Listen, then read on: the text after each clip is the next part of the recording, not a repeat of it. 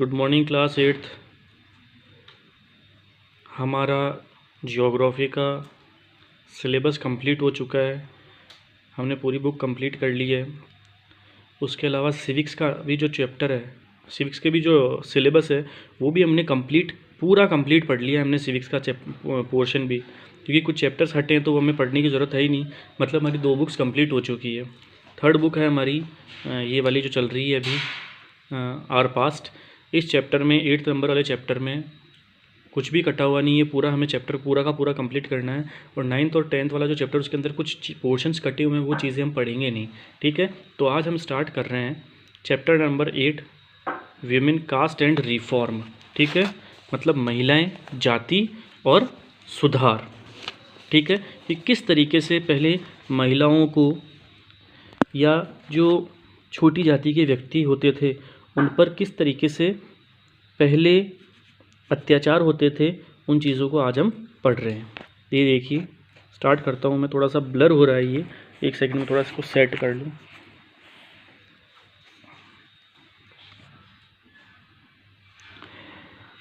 Have you ever thought of how children lived about 200 years ago?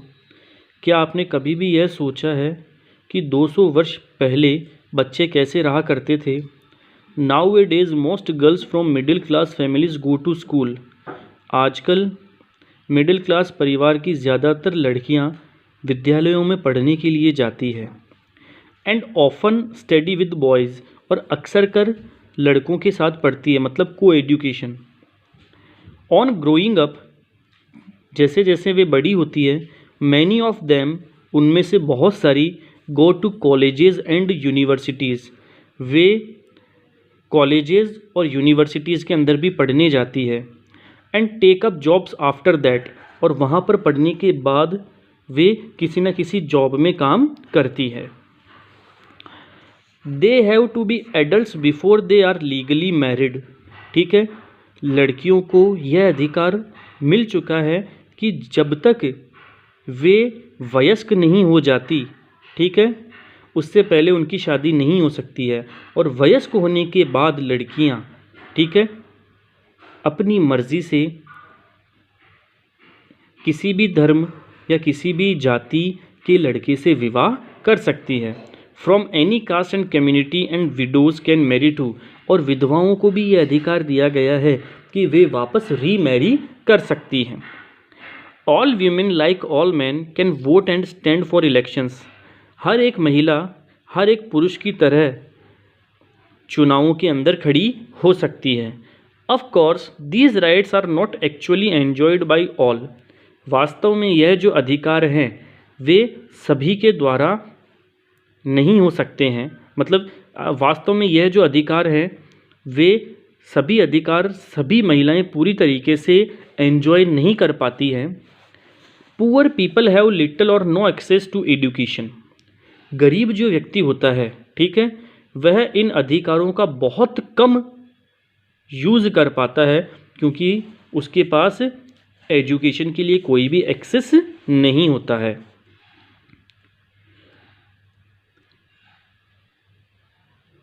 And in many families women can not choose their husbands, और बहुत सारे परिवारों में महिलाएं अपने पति को चुन नहीं सकती है। मतलब जो उस महिला के पति ने चुन लिया उसके लिए पति, वही उस महिला का क्या होगा, पति होगा। 200 years ago things were very different. 200 वर्ष पहले ये चीज़ें बहुत अलग थी। Most children were married off at an early age. बहुत सारे बच्चों की बहुत कम उम्र के अंदर ही शादी कर दी जाती थी। Both Hindu and Muslim man could Mary more than one wife. दोनों ही हिंदू और मुस्लिम व्यक्ति एक से ज़्यादा महिला को अपनी पत्नी बना सकते थे। मतलब वे बार बार विवाह कर सकते थे। In some parts of the country widows were praised if they choose death by burning themselves on the funeral pyre of their husbands. ठीक है, देश के कुछ हिस्सों में महिलाओं की तब प्रशंसा कर ली जाती थी, या देश के कुछ हिस्सों में महिलाओं की तब प्रशंसा की जाती थी जब मान लो किसी महिला के पति की डेथ हुई है और वह महिला अगर सती हो जाती है। सती हो जाने का मतलब क्या है कि अपने पति की चिता के साथ वह महिला भी अगर जल जाती है, ठीक है, मतलब अगर उसकी भी डेथ वहीं पर हो जाती है तो उन महिलाओं की क्या होती थी, प्रशंसा होती थी।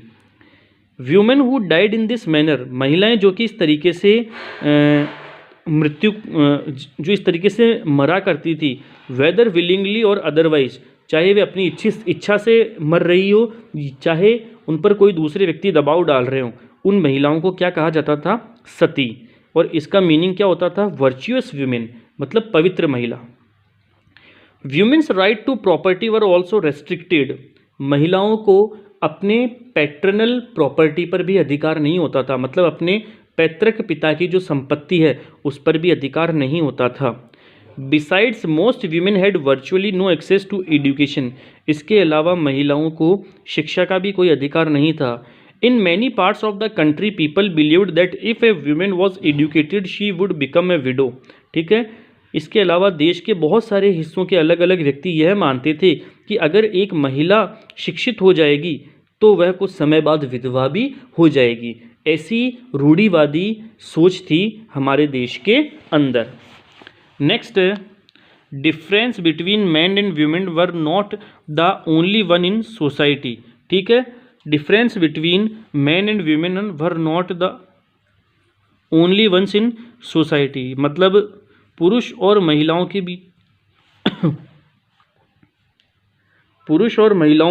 के बीच का समाज के अंदर यह जो डिफरेंस था, सिर्फ यही एकमात्र डिफरेंस नहीं था।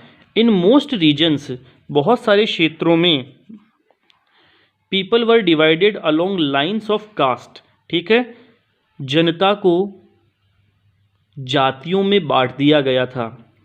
Brahmins and Kshatriyas considered themselves as upper castes, Brahmins और क्षत्रिय अपने आप को अपर कास्ट में कंसिडर करते थे, उच्च जाति में कंसिडर करते थे।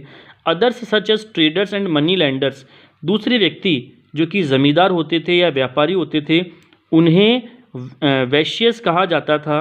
ठीक है, then came peasants and artisan such as weavers and potters refer to as Shudras, और लास्ट में वे व्यक्ति आते थे समाज के जो कि गरीब व्यक्ति होते थे, किसान वर्ग के व्यक्ति होते थे, या जो छोटे मोटे काम करते थे, बुनने का काम करते थे, उन्हें शूद्रस कहा जाता था। Eight the lowest rung were those who laboured to keep cities and villages clean और worked at jobs that upper caste considered polluting, that is it could lead to the loss of caste status. ठीक है, देखिए, सबसे निचले, मतलब समाज के सबसे निचले पायदान पर वे लोग आते थे जिन्होंने शहरों और गांवों को साफ रखने के लिए काम किया था, या ऐसी नौकरियों में काम किया करते थे जिसकी वजह से शहर या गांव बिल्कुल कैसा रहे, साफ रहे, जिनमें उच्च जातियों को, मतलब जिनमें अपर कास्ट को प्रदूषणकारी माना जाता था, यानी इससे जाति की स्थिति खराब हो सकती है। The upper castes also treated many of these groups at the bottom as untouchable, उच्च जाति वर्ग के व्यक्ति इन निम्न जाति वर्ग के व्यक्तियों को अछूत भी मानते थे। क्या मानते थे, अछूत भी मानते थे। They were not allowed to enter temples, in draw water from the wells used by the upper caste, और bath in ponds where upper caste bathed. देखिए ये क्या बोल रहा है कि इन अनटचेबल्स व्यक्तियों को मंदिर के अंदर प्रवेश करना या अपर कास्ट द्वारा उपयोग किए जाने वाले कुओं से पानी निकालना या तालाबों में जहाँ पर ये अपर कास्ट वाले व्यक्ति नहाते हैं वहाँ पर भी इन्हें जाने की अनुमति नहीं थी। ना तो इन्हें मंदिरों में जाने की अनुमति थी अनटचेबल्स को, ना ही उन कुओं का यूज़ करने की अनुमति थी जिनको अपर कास्ट वाले व्यक्ति यूज़ करते थे, और ना ही उन तालाबों में ये अनटचेबल्स व्यक्ति जा सकते थे जहाँ पर अपर कास्ट वाले व्यक्ति स्नान करके निकलते थे। ठीक है, they were seen as inferior human beings, उन्हें हीन भावना के रूप में देखा जाता था। किन्हें, इन छोटी जाति वर्ग के व्यक्तियों को हीन भावना के रूप में देखा जाता था। Over the 19th and 20th centuries many of these norms and perceptions slowly changed। ठीक है, 19वीं और 20वीं शताब्दी में ये बहुत सारे जो तरीके हैं या सोचने का ये जो परसेप्शंस था ये धीरे धीरे बदला। Let us see how this happened, हम ये देखते हैं कि यह किस तरीके से हुआ। From the early 19th century, we find debates and discussions about social customs and practices taking on a new character। 19वीं शताब्दी के शुरुआत में हम यह देखते हैं कि सामाजिक रीति रिवाजों पर या सामाजिक परंपराओं पर, ठीक है, बहुत सारे डिबेट्स हुई। One important reason for this was the development of new forms of communication.